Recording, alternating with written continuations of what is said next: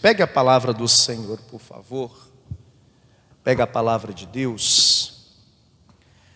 Abra o seu evangelho comigo hoje, na primeira carta de Paulo aos Coríntios, no capítulo de número 2. Primeira carta de Paulo aos Coríntios, capítulo 2. Fica logo após a carta de Paulo aos Romanos. Sequência é Mateus, Marcos, Lucas e João, depois Atos, Romanos e na sequência a primeira carta de Paulo aos Coríntios. Eu vou ler com você o capítulo 2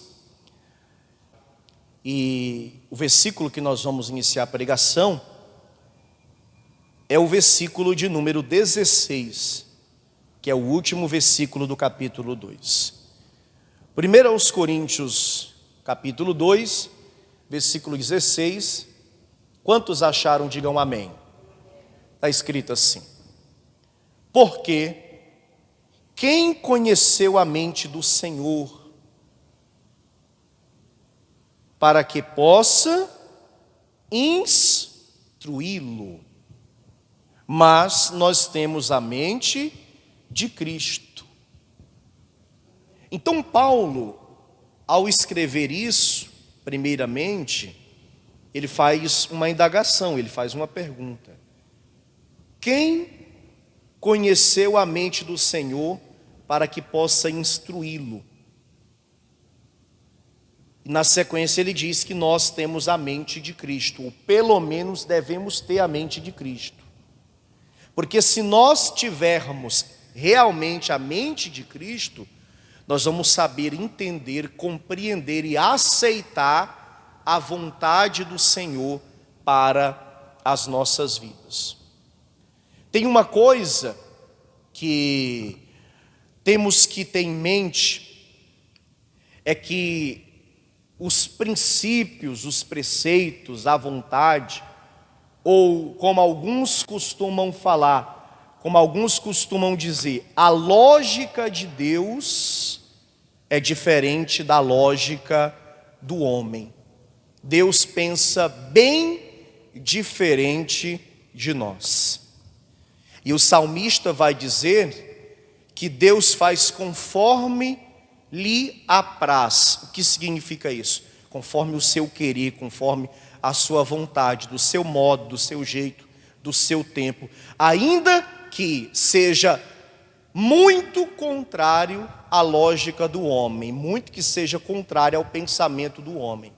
Na mente do homem teria que ser de outro jeito, de outro modo, mas para Deus é feito totalmente diferente e segundo a sua vontade. E a gente só aceita isso, a gente só entende isso quando realmente nós temos a mente de Cristo. É fato, quando se é do mundo, ou quando está começando na igreja, ou quando não queremos abrir o nosso coração, é difícil entender um pouco a lógica de Deus. Mas quando nós nos entregamos para fazer a vontade de Deus e temos a mente de Cristo, aquilo que antes era algo difícil de entender e de aceitar, hoje se torna até fácil. Vamos entender hoje um pouco da lógica de Deus, que é bem diferente da lógica do homem em certos aspectos. Quantos aqui creem nesta palavra? Diga glória a Deus. Eu vou ler esse versículo 16, e você aqui na nossa sede em Porto Alegre, você que me acompanha pela internet, você que me ouve também pelo programa de rádio, você lê após mim em bom tom em alta voz. Vamos lá, digam todos juntos, com muita fé: porque quem conheceu a mente do Senhor, para que possa instruí-lo, mas nós temos a mente de Cristo. Você crê nessa palavra? toma posse dela pela fé. Coloque a Bíblia aberta sobre o assento, queridos, e vamos dar para a palavra de Deus a melhor, a maior, a mais bela, a mais sincera e a mais verdadeira salva de palmas. Senhor nosso Deus e nosso Pai, a tua palavra vai ser pregada agora, que o homem diminua e que o Senhor cresça. Remove os pensamentos, meu Pai, contrários. Remove, meu Pai, tudo aquilo que queira atrapalhar. Põe por terra agora, meu Deus, toda a trama maligna, tudo que queira impedir a pregação da tua palavra. Abra o entendimento e o coração do teu povo e envia a tua palavra hoje, meu Deus, usando poderosamente a minha vida, com unção, com poder e autoridade, e que esta palavra vá e produza o resultado para o qual ela é mandada, em nome de Jesus. Diga amém, Senhor. Podeis se assentar, podeis tomar o vosso assento. Muito bem, eu separei aqui uma pequena lista, porque se formos analisar a palavra de Gênesis a Apocalipse, essa lista será uma lista muito extensa, muito grande. Então eu separei aqui uma pequena lista de fatos, ou mais precisamente falando, acerca da lógica de Deus ser bem diferente da lógica do homem, no Novo Testamento. E eu gostaria de compartilhar com você aqui na igreja, você que me assiste e você que me ouve pelo programa de rádio. A primeira coisa que nós vamos entender aqui, que é bem diferente da maneira que o homem pensa e da maneira que Deus pensa, é: para Deus, maior é aquele que serve, ou o maior é o menor. Vamos ver a referência bíblica e analisar. Leia comigo primeiramente Lucas capítulo 22. Lucas 22.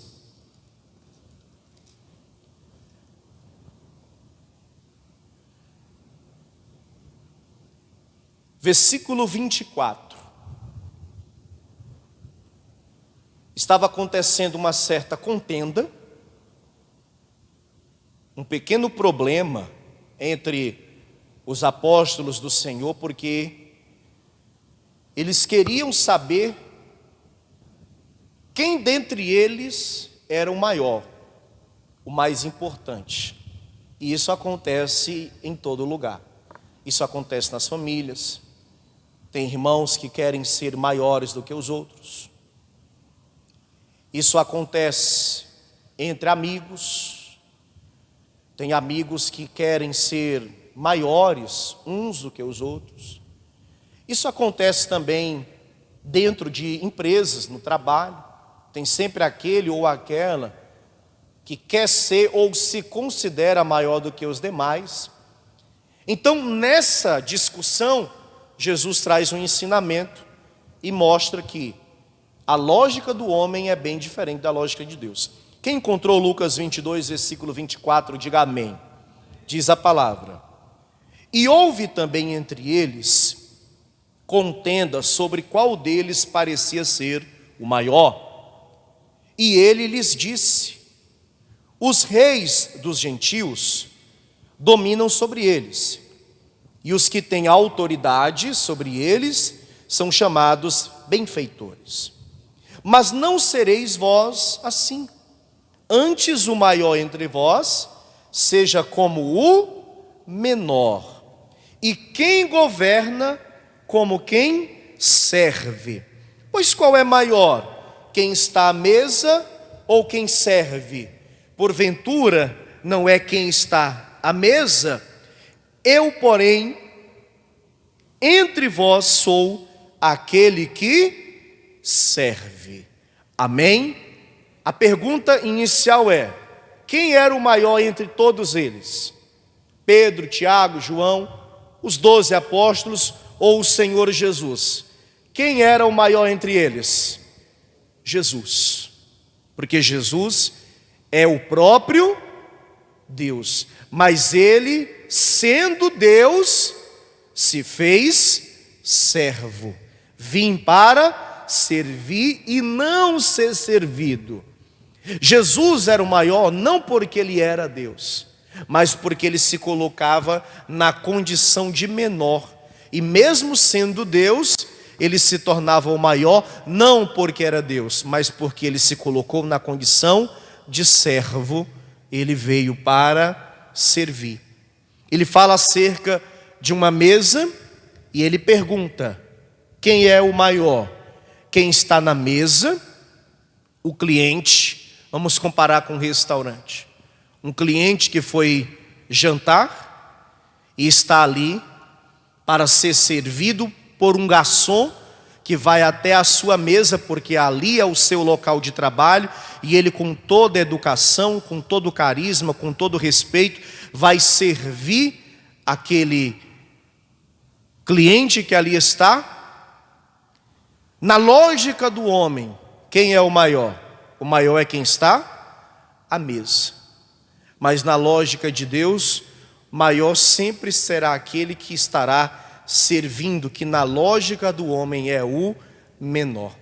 Então, às vezes, logo de cedo, na infância ainda, por conta de recebermos uma educação quase sempre não cristã, terrena, humana, nós somos ensinados a pensar assim: você é maior quando alguém te serve. Se você se rebaixar, se você se colocar como inferior de alguém, você nunca será ninguém na vida. Você sempre será o menor. Você sempre será o mais baixo, você sempre será o mais fraco. Você nunca vai chegar a lugar nenhum. E aí a pessoa cresce com isso na cabeça. O ensinamento não cristão, o ensinamento humano, terreno, que grande parte das pessoas acreditam que é assim que funciona, só que para Deus é totalmente diferente. Se eu quero ser o maior aos olhos de Deus, porque é o que eu sempre falo aqui na igreja, entre se preocupar com o que as pessoas pensam ao nosso respeito, a nossa maior preocupação deveria ser, primeiramente, é lógico, o que Deus está pensando ao nosso respeito. Então, se eu quero ser o maior diante de Deus, eu tenho que estar pronto para servir. Servir primeiramente a Deus, mas servir também o meu próximo, servir também aqueles que estão à minha volta. O problema é que poucos estão dispostos a servir. O problema é que a grande maioria quer ser servido, porque a grande maioria entende: se eu for servido, eu sou o maior. Se eu servir, eu sou o menor. Porém, a lógica de Deus é completamente diferente. Amém? Eu não sei se você se sente bem servindo. Eu não sei se você tem prazer em servir. Eu não sei se você gosta de servir alguém. Mas uma coisa é fato: Jesus um dia lavou os pés dos discípulos. Pedro não queria. Pedro achava aquilo um absurdo. E Jesus mais uma vez deu uma lição para aqueles homens que ainda eram homens terrenos, carnais, lavando os pés deles, mostrando que aquele que serve não é o menor, aquele que serve é o maior. Quem está compreendendo? Pegou a visão? Não é vergonha nenhuma você servir alguém. Não é vergonha nenhuma você, entre aspas, se rebaixar para servir alguém. Porque uma coisa é certa: quem vai te exaltar no momento certo é Deus, não é o homem. Ainda que o homem não reconheça, ainda que o homem não valorize, quando a gente serve e dá o nosso melhor e faz para os homens como se estivéssemos fazendo para Deus, Deus nos honra, Deus nos abençoa, Deus nos recompensa, porque maior é aquele que serve. Quem crê nisso, diga glória a Deus. Amém, gente? Segundo, Mateus capítulo de número 20.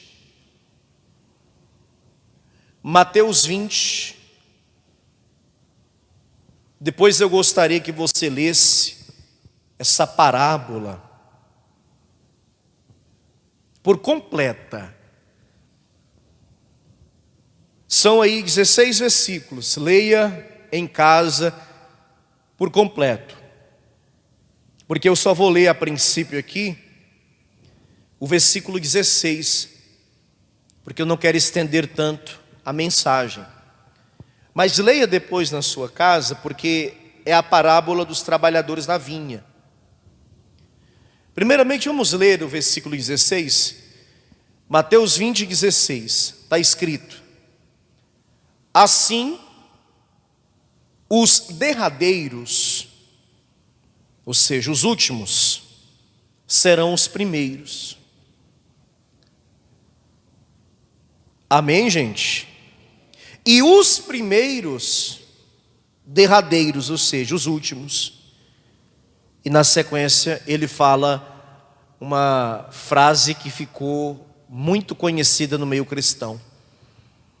Porque muitos são chamados, mas poucos escolhidos. O que ele estava ensinando aqui? Um certo homem tinha uma vinha, uma plantação de uvas.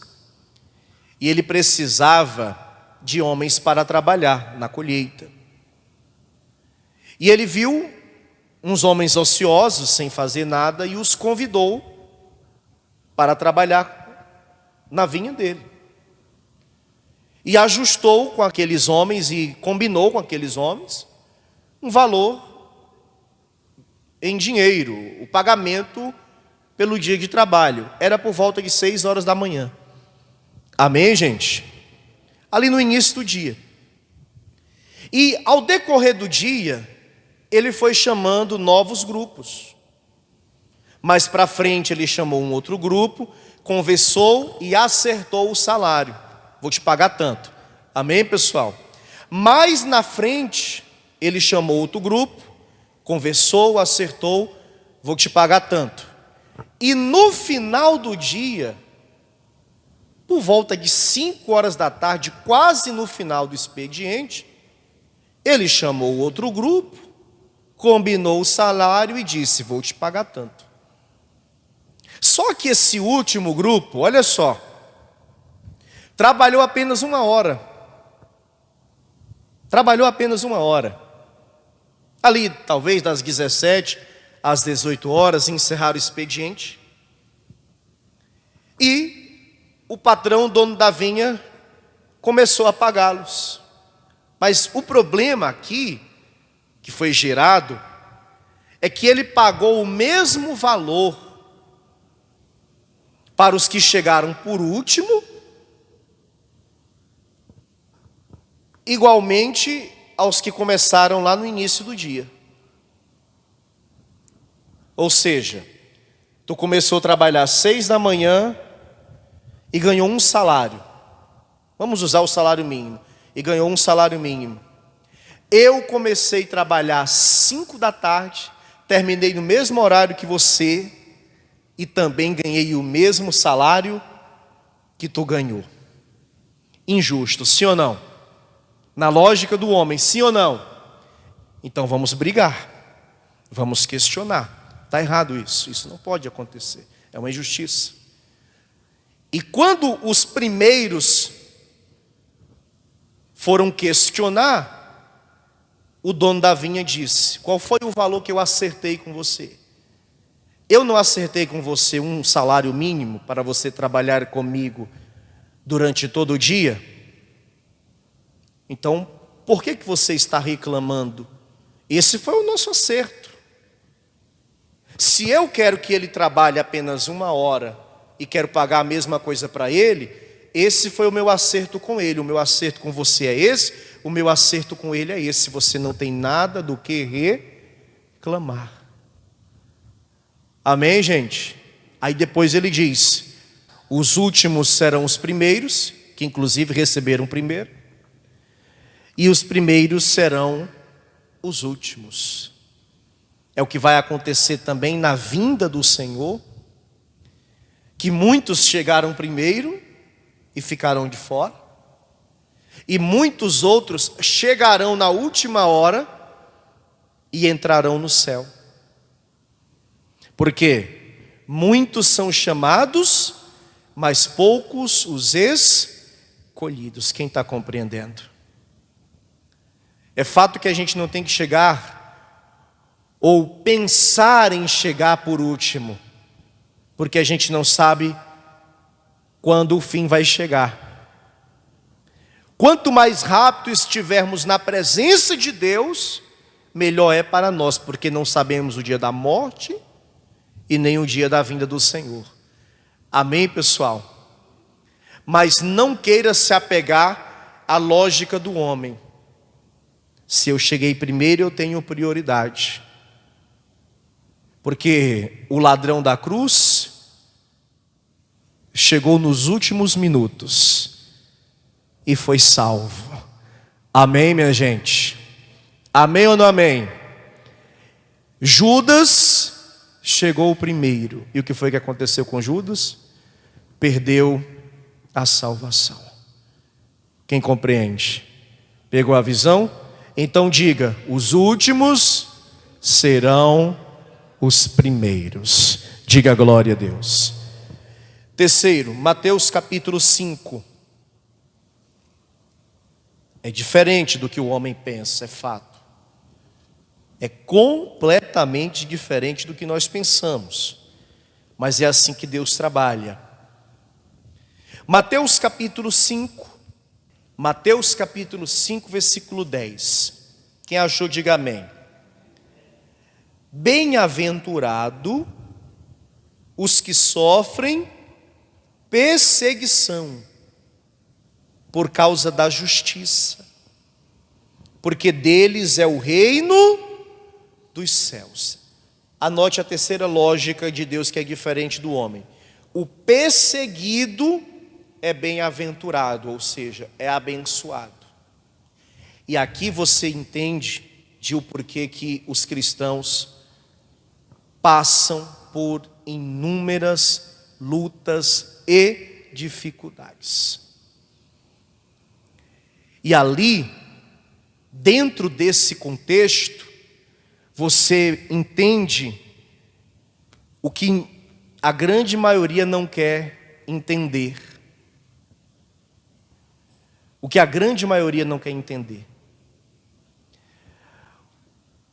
Por que não é o contrário?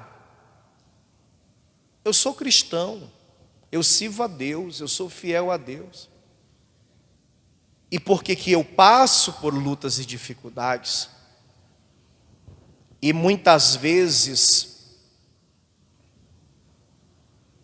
o ímpio que não tem temor de Deus, que não respeita a Deus, que não observa a palavra, às vezes eu vejo que o ímpio prospera, o ímpio tem isso, o ímpio tem aquilo, e eu não o tenho. Alguns homens na Escritura questionaram isso a Deus. E a resposta de Deus, em resumo, foi sempre a mesma: veja o fim dos ímpios e veja o fim dos cristãos.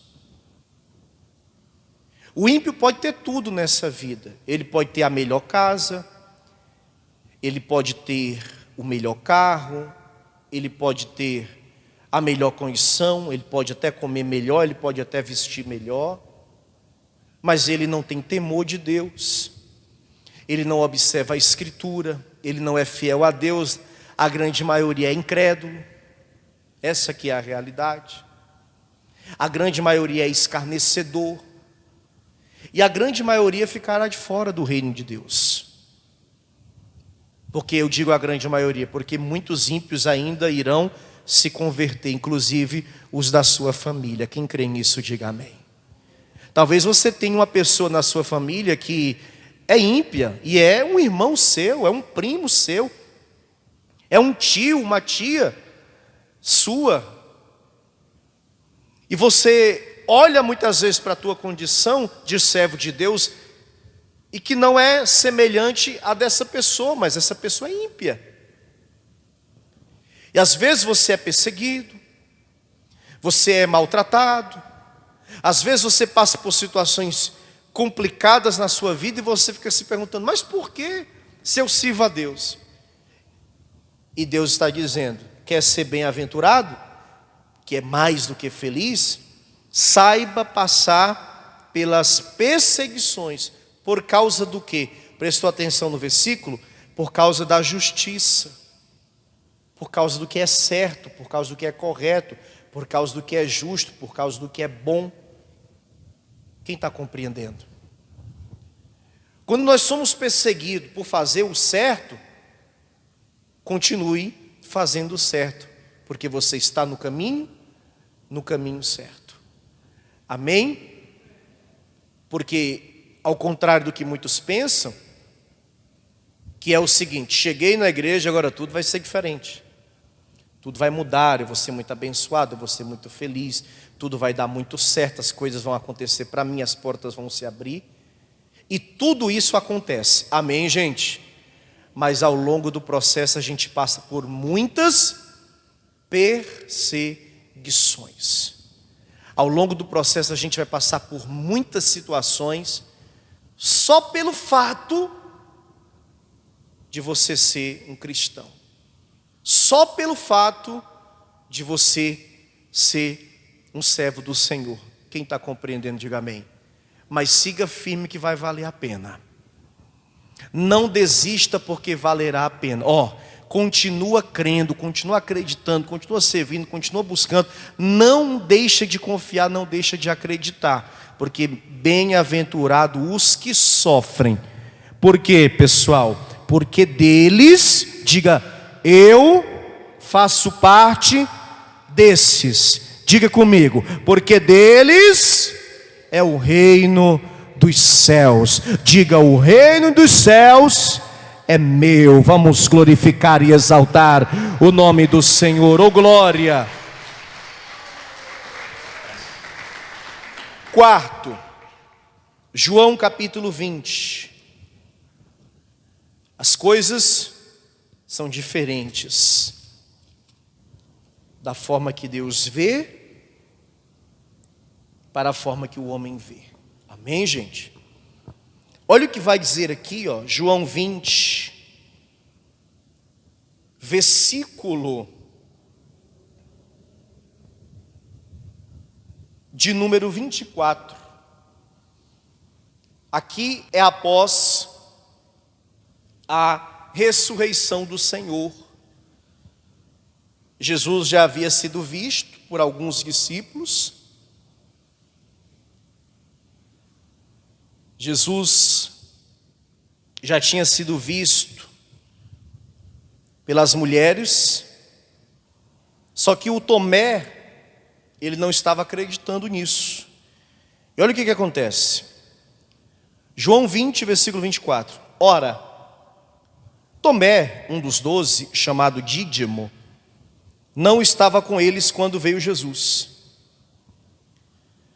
Disseram-lhe, pois, os outros discípulos, vimos o Senhor.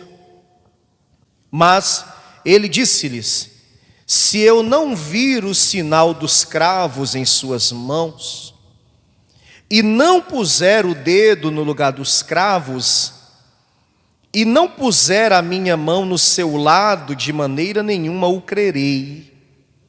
Amém, gente? É como se ele dissesse assim, vocês podem ter visto até um homem aí, dizendo ele ser o Senhor, ou vocês acreditando que ele é o Senhor. Mas eu só vou acreditar quando eu ver e quando eu tocar. Eu tenho que tocar no lugar onde os cravos o feriram. E eu tenho que tocar no seu lado, sabe, do lado onde o soldado romano furou Jesus com a lança, eu tenho que tocar. Ou seja, eu preciso primeiro ver para depois acreditar. Lógica do homem. Qual é a lógica de Deus? A lógica de Deus é o contrário. Eu não preciso ver para crer. Porque, como disse Paulo aos Coríntios, eu não ando por vista, mas eu ando pela fé. E aí, olha o que acontece na sequência no versículo 26. E 8 dias depois estava outra vez os seus discípulos dentro e com eles Tomé. Chegou Jesus, estando as portas fechadas, e apresentou-se no meio e disse: paz seja convosco. Depois disse a Tomé: põe aqui o teu dedo e vê as minhas mãos. Chega a tua mão e põe-na no meu lado. Não sejas incrédulo, mas crente. Por quê, gente? Porque crente é aquele que crê. Amém? Só é crente de verdade aquele que verdadeiramente acredita, aquele que crê. Versículo de número 28. Tomé respondeu e disse-lhe: Senhor meu e Deus meu. Disse-lhe Jesus: por que me viste, Tomé, creste? Bem-aventurados os que não viram e o que, gente? E creram. Amém? Eu não preciso ver para acreditar, eu apenas acredito. E depois vejo. Por que que ao longo dos anos o ser humano caiu facilmente na idolatria? Porque para o homem sempre foi complicado acreditar no que não vê. Então, desde sempre, as pessoas elas começaram a pautar a fé no que é visível. Por isso que foi fácil o surgimento de falsos deuses. Mesmo Deus dizendo, para não fazer imagem, para não adorar imagem. O homem, pelo fato de querer ver alguma coisa, este homem, ele pautou a sua fé naquilo que estava vendo. É o que eu já falei aqui em outras oportunidades. A pessoa, com todo respeito, ela sai do catolicismo, onde tem alguns misticismo, rosários, terços, sem falar das imagens. E ela vem para a igreja. Aí na igreja ela recebe fita, ela recebe fronha, ela recebe travesseiro, ela recebe rosa, ela recebe caneta. O que mais que eles dão? Sacola, sal, chaveiro com um tijolo, a chave que vai abrir a porta, o tijolo que representa a tua casa, uma miniatura da arca do Senhor. Porque o povo entende que tem que ter algo. Eu não vou citar por uma questão de, enfim, você sabe, né? De senso mesmo. Tem um lugar que o pregador está pregando e tem várias, mais ou menos desse tamanho aqui, ó, no púlpito. Aí a pessoa vem, conta o testemunho, ele seca o rosto e entrega para a pessoa. A pessoa leva acreditando que aquele pedaço de pano que o pregador passou no suor dele, espero que ele esteja banhado e perfumado para a toalhinha não sair com mau cheiro, né? Amém, pessoal? Aí a pessoa leva, acreditando que aquele pano vai fazer uma diferença na vida dela. E você sabe que não faz diferença nenhuma. Tem o culto que as pessoas tocam no manto, mandam fazer um pano, um tecido, alguns brancos, outros usam azul, outros vermelho. Aí você vai tocar no manto. Aí os pastores, obreiros passam com um manto na igreja. O pessoal sai tocando no manto. Amém, pessoal? Para ser curado. A Bíblia em nenhum lugar fala acerca disso e nem aprova isso. As 23 portas, porque no Salmo 23 fala que o Senhor é meu pastor e nada me faltará. Aí mandam fazer 23 portas, o pastor puxa a fila junto com a esposa, os auxiliares, e passam nas 23 portas. Aonde é que isso está na Bíblia? Porque o povo tem que ver, tem que pegar na toalha, tem que pegar na porta, tem que pegar no lenço, tem que levar a rosa de Saron para casa, porque Jesus é a rosa de Saron. Quando essa rosa murchar, todo o mal que está na tua casa já passou para a rosa. Meu Deus, qualquer rosa murcha. Ô varões, quando for dar um presente para as esposas, talvez elas até gostem de rosa. Se elas gostam de rosa, deem, mas se elas não têm tanta preferência para o rosa, dê outra coisa, porque depois de 3 dias a rosa já está murcha. Sim ou não? Dá outra coisa, gasta o dinheiro com perfume, com uma bolsa, com um sapato. Amém? Amém ou não amém? Não, leva a rosa ungida, coloca no lugar tal, que todo o mal vai passar para a rosa. E a prova é que a rosa vai murchar. Qualquer rosa murcha depois de alguns poucos dias. Sim ou não? É, pessoal. Misericórdia. Aí ontem eu estava em casa e eu mexendo no telefone vi primeiramente uma coisa: um pastor sendo processado por uma pastora. Os dois são famosos na internet. Não vou citar o nome também porque não é correto. E essa pastora estava processando esse pastor porque ele a chamou de, agora me fugiu a memória a acusação, estelionatária da fé.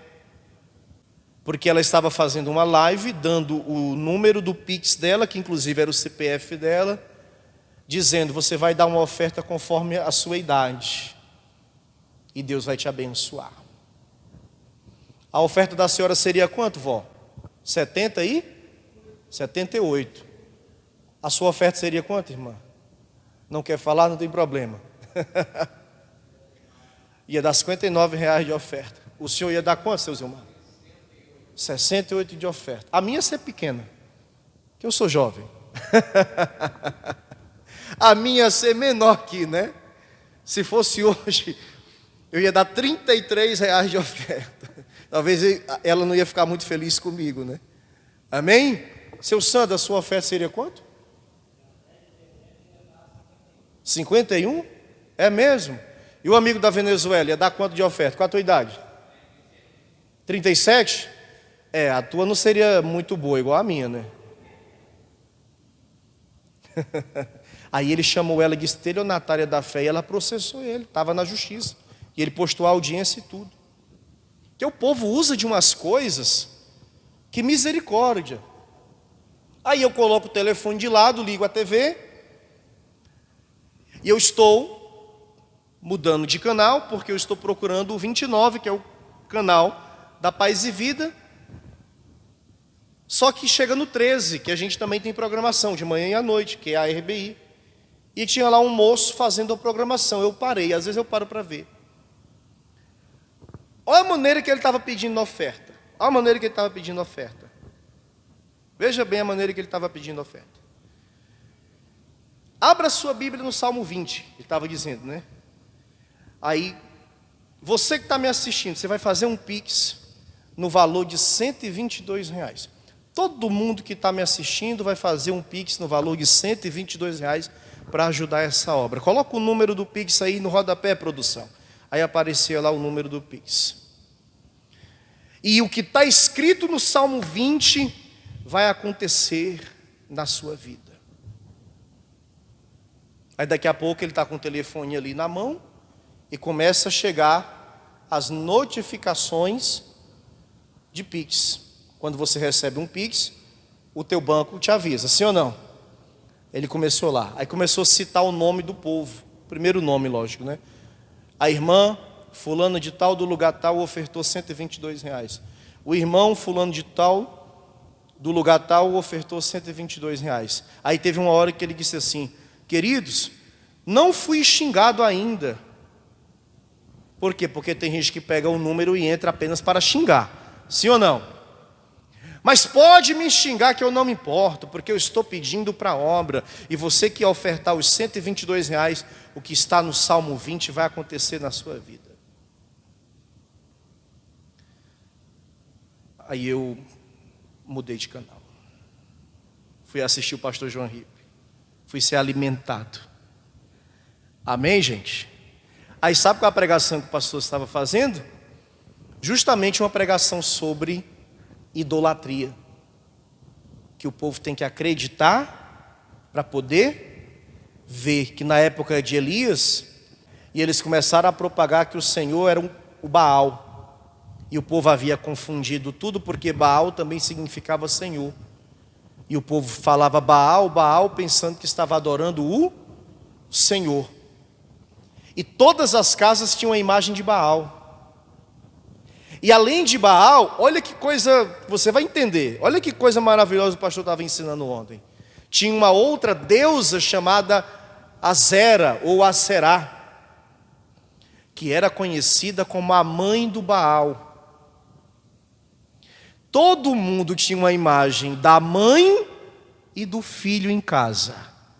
Deu para entender? A imagem da mãe e a imagem do filho. É engraçado que o pastor começa a rir e o povo ri também. E ele começa a rir, começa a mostrar para o povo aquilo que ele está querendo passar sem falar, e todo mundo entende, você entendeu. A imagem da mãe e a imagem de quem? E a imagem do filho. E o povo tanto pedia milagres e bênçãos para a mãe, como pedia também para o filho. Você entendeu, né? O povo tem que ver para crer.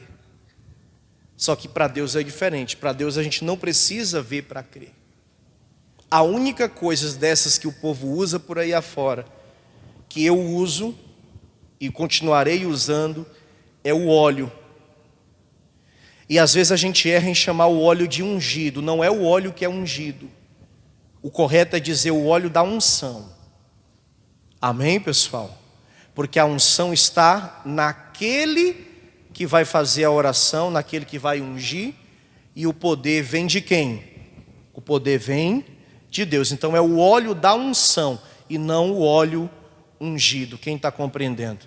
Mas nenhuma outra coisa eu particularmente jamais usarei. E no dia que eu creio que isso nunca vai acontecer, mas se um dia isso acontecer, na paz e vida, aí eu vou entender que é a hora de procurar outra coisa para fazer. Amém, pessoal?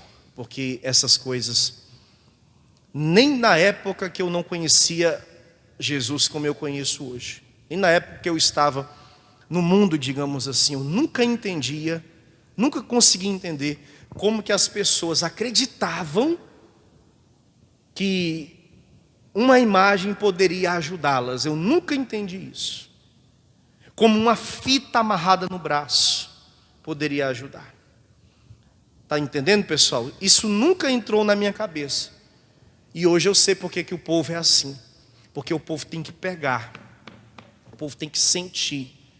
O povo precisa de uma coisa para acreditar. Porque essa é a lógica de quem? Do homem. Mas Jesus está dizendo para nós: bem-aventurados que não viram e creram. O nosso Deus não precisa ser visto. Basta com que você acredite que Ele existe, que Ele está vivo, que Ele é contigo, que Ele opera em teu favor e que Ele é o teu único, suficiente, exclusivo e eterno Senhor e Salvador. Diga glória a Deus. Amém, gente? Quem recebe essa palavra?